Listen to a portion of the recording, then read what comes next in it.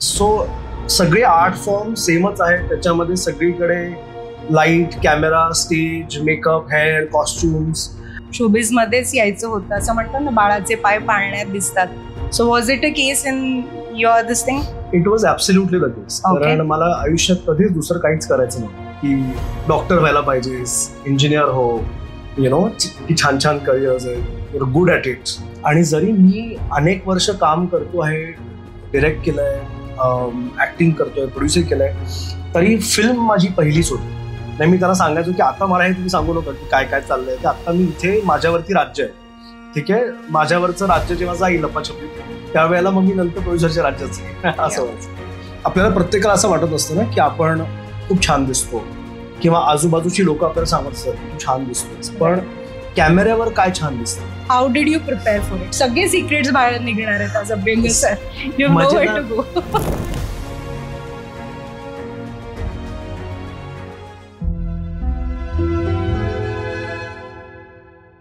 आता याच प्रश्नामध्ये एक छोटासा उपप्रश्न. तुमच्या पहिल्या कलाकृतीपासून मी बघतीये की you have very good command over vocab, voice modulation as well as diction, and not just in Marathi, in both English and Hindi.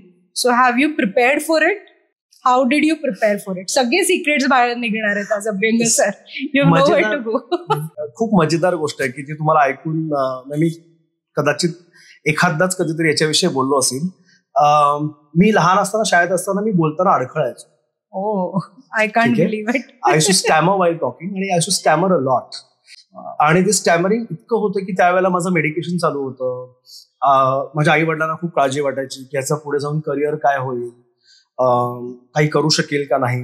मी प्रयत्न करत होतो, पण माझ्या स्टॅमरिंग मधून निघण्यासाठी पण मला माझ्या स्टेजनी तयार केलं आणि माझी मदत केली. की घाबरत की आपल्याला ऍक्टर व्हायचंय पण आपण बोलताना अडखळतो, काय होईल, कसं होईल, जाऊ दे, ठीक आहे, डायलॉग्स काय पाठ करायचे असतात ना, पाठ करून बोलून टाकू तिथे जाऊन, एवढं काय अगदी.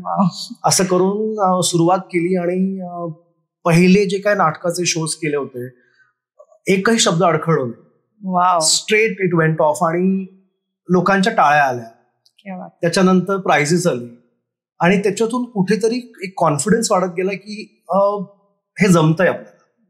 आणि जे मेडिकेशन नाही करू शकलं माझं स्टॅमरिंग थांबवणं, ते सेल्फ कॉन्फिडन्सनी करून टाकलं. It stopped automatically. आणि मग बोलायची आवड फार लहान असल्यापासून. शाळेत टीचर्स मला चॅटरबॉक्स म्हणायचे आणि I use to stammer and still chat. So त्यामुळे आवड होती. दुसरी भाषेची खूप आवड आहे मला. साहित्य खूप आवडतं मला, मराठी साहित्य खूप आवडतं, हिंदी साहित्य खूप आवडतं, इंग्लिश तर ऑब्व्हियसली आपण स्कूलमध्ये वाचलेलंच आहे. त्यामुळे कुठेतरी कायम होतं की बोलता आलं पाहिजे. राईट. आणि एक म्हण आहे की बोलणाऱ्यांची मातीही विकते आणि न बोलणाऱ्यांचं सोनंही विकत नाही. ही कुठेतरी डोक्यात होती. आणि मला असं खूप वाटायचं की जेव्हा मी कलाकारांना बघायचो की हे किती सुंदर बोलतात, कसं काय येत असेल यांना. पण मग कुठेतरी thankfully I kept on meeting some good mentors in life. कारण माझ्या आयुष्यात अभ्यंग सर नव्हते की जे माझ्या स्टुडंट्सच्या आयुष्यात, पण I had different mentors. One of them was Smita मावशी, स्मिता तळवलकर. सो स्मिता मावशी लॉन्च्ड मी विथ सातच्यात घरात आणि अवंतिका, पहिली सिरियल माझी. आणि ती कायम मला सांगायची की बोलायच्या आधी असा इथे पॉज घेत जा, हे असं कर. आणि I was a teenager that time. आणि मी सगळं ऐकायचो, मी ऑब्झॉर्व काय, हा ओके आणि आय टू फॉलो इट. आणि आता मला फार मजा वाटते की ते इथपर्यंत आल्यानंतर जमतंय. पण दॅट्स द आयरनी की एकेकाळी जो मुलगा बोलताना अडखळायचा तो नंतर आरजे झाला. आणि मला फार गंमत वाटते कारण की मी माणूस तोच आहे. मला ते अडखळणारा मीही आठवतो आणि आजचा मी मला दिसतो. मला गंमत वाटते की ठीक आहे, I was trying that time also. I think it's just your humbleness. प्रश्नांचा हा प्रवास आता उत्तरार्धाकडे येऊन ठेपलेला आहे, परंतु तुमच्यासाठीचा प्रश्न अजूनही ताजाच आहे. डॅश डॅश पोस्टर बॉय म्हणजे कोणत्या रेडिओ स्टेशनचा कोणता पोस्टर बॉय, हे तुम्ही मला कमेंटमध्ये सांगायचं आहे. सर, एक काय म्हणतात, एक बाउन्सर प्रश्न आहे तुमच्यासाठी. आता तुमच्यासाठी एक सरप्राईज म्हणू शकते. तुमची एक टेलिफिल्म पाहिली होती, पूर्ण पाहू नाही शकले मी काही कारणांमुळे. त्याचं नाव होतं मास्तरायण. आणि आता जे अर्बन शीक असे अभ्यंग सर दिसतात, totally somebody I have not seen lately, पण खूप छान, खूप सात्विक, खूप रिलेटेबल अशी भूमिका होती. सो अगदी थोडक्यात मला त्या टेलिफिल्म बद्दल सांगा, आणि आपल्या फ्रेंड्सना पण मी रेकमेंड करेल की जरूर बघा. वाव, म्हणजे मला इतक्या वर्षांमध्ये पहिल्यांदा कोणीतरी एका मुलाखतीत मास्तरायणबद्दल विचारते. आमचा जो डिरेक्टर होता श्री फार खुश होईल ऐकून तो.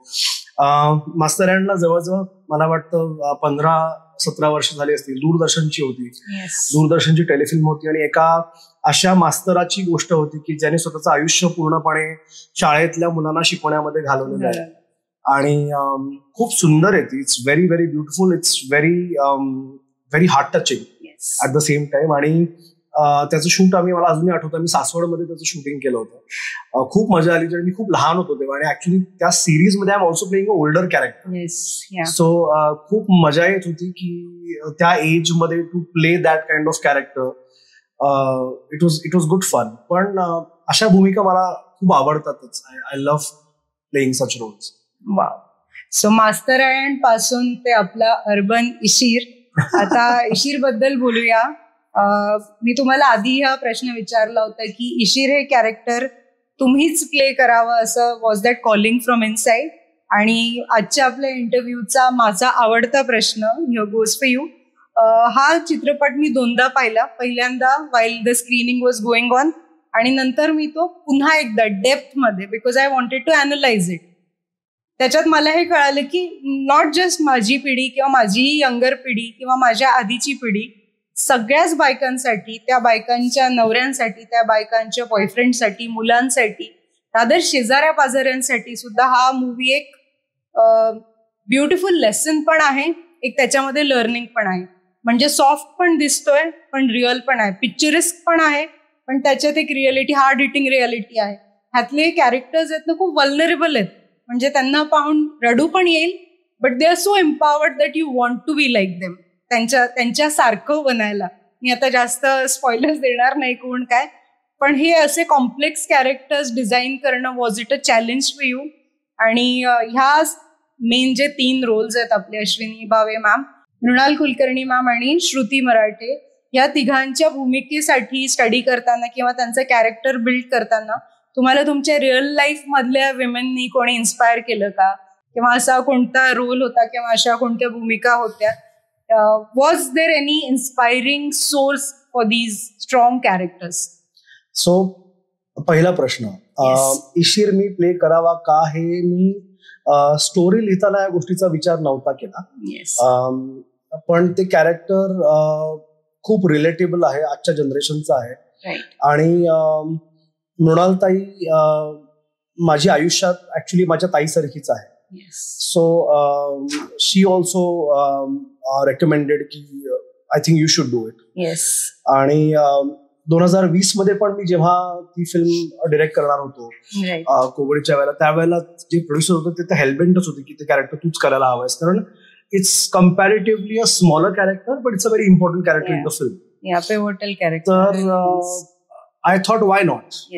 आणि आता ज्या माणसाला गाणं म्हणता येतं त्यांनी गाणंच म्हणलं नाही तर कसं चालणार? मला असं वाटलं की नाही ते करूयात आपण. चॅलेंज होता की कॅमेरा मागेही असायचं होतं, डिरेक्टही करायचं होतं, पण कमालीची टीम होती, सगळे बॅकबोन्स होते माझे सेटवरती. सो मी कॅमेरा समोर असताना त्याचं टेकन केअर ऑफ बऱ्यापैकी आम्ही छान कोऑर्डिनेशन करून ते केलं होतं. So yes, in a way I could say की हे ठरवलेलंच होतं की मी तो रोल प्ले करीन.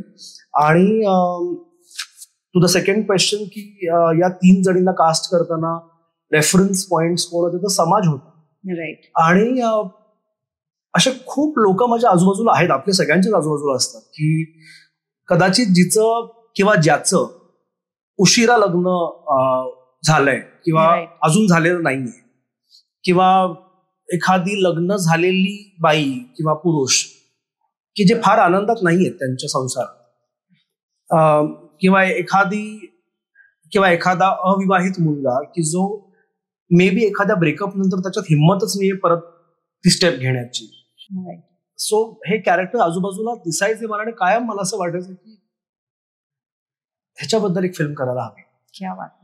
आणि I have been a fan of women always. आणि म्हणजे माझ्या आयुष्यात माझी आई, ताई आणि आजी हे खूप महत्वाचे कॅरेक्टर्स आहेत, तिघी जणी. तर त्यामुळे रेफरन्स हा डेफिनेटली आजूबाजूच्या सोसायटीतून होता आणि त्याला कॉम्प्लिकेट करण्यापाठीमागे पण सोसायटीच होती की आजूबाजूला दिसणारी लोक. आणि मला असं वाटत होतं की त्याचा आरसा आपण फिल्म बघताना अरे ही मी आहे असं वाटायला पाहिजे. आणि that is somewhere happening. I am glad. Great. So या पॉइंटवर सर तुमच्यासाठी अजून एक सरप्राइझिंग क्वेश्चन. या प्रश्नाचं उत्तर तुम्ही मला एका दुसऱ्या इंटरव्ह्यू मध्ये ऑलरेडी दिलंय, परंतु मला हवंय की तुमची जी स्पॉन्टेनिटी आहे, तुमचं या चित्रपटाबद्दलचं प्रेम लोकांना अजून दिसू देत. सो एक खूप फेमस शो येऊन गेला आपल्याकडे ज्याचं नाव होतं शार्क टँक, आणि ज्याच्यामध्ये आपलं प्रोडक्ट, आपली सर्व्हिस, आपला ब्रँड आपल्याला इन्व्हेस्टर समोर प्रेझेंट करायचा असतो. So heirs you Q. आपल्या सगळ्या प्रेक्षकांना तुम्ही गुलाबी बद्दल सांगा. गुलाबी अजूनही खूप छान परफॉर्म करतो आहे. सेकंड वीक अँड अजूनही थिएटर्स बायकांच्या गर्दीने तुडुंब भरलेली आहेत. सो अशीच गर्दी राहो. And heirs your Q for promoting गुलाबी वन्स अगेन.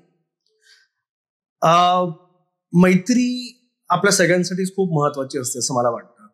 आणि एक पुरुष म्हणून कदाचित मला असं वाटतं की पुरुषांची मैत्री कदाचित थोडीशी सहज आणि पटकन होते आणि स्त्रियांची होत नाही, कारण स्त्रियांच्या आयुष्यात त्यांचं घर, परिवार, करिअर खूप महत्वाचं असतं. पण ती खूप महत्वाची गोष्ट आहे आणि मित्रच असे असतात की जे आपल्याला कधी जज करत नाही.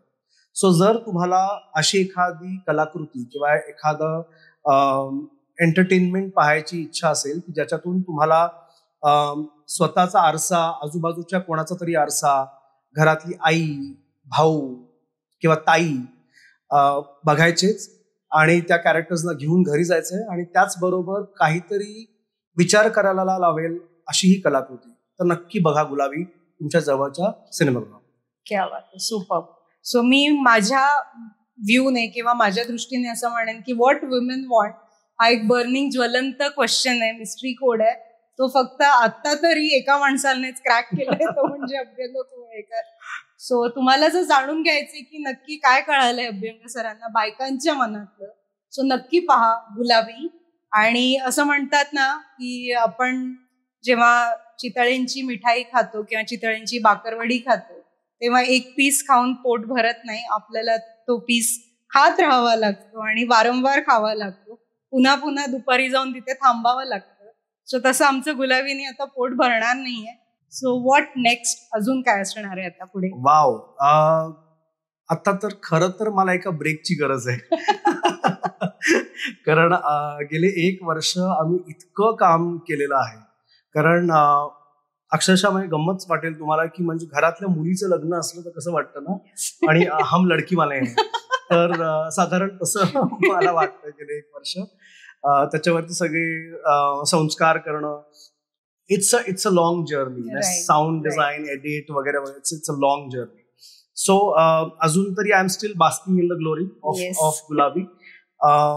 मी मध्ये एक सिरीज केलेली आहे जी फेब्रुवारीमध्ये रिलीजला आहे, स्वप्नातलं घर नावाची, ज्याच्यात मी आणि जानवी किल्लेकर आहोत.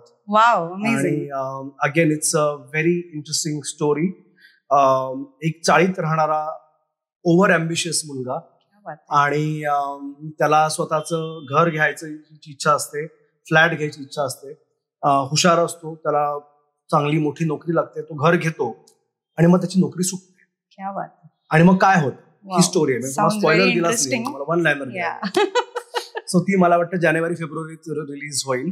आणि एक आणखीन एक फिल्म करतो ज्यात मी काम करतो, ऑफकोर्स त्याच्याविषयी फार सांगू शकत नाहीये. आणि पुढच्या फिल्मच्या लिखाणाची सुरुवात ती ऑलरेडी झालेली आहे. So hopefully very soon I should be able to. Artist is never on break. हा, ऍब्सोल्युटली. सो खूप खूप खूप मजा आली आज तुमच्याशी गप्पा मारून, खूप शिकायला मिळालं.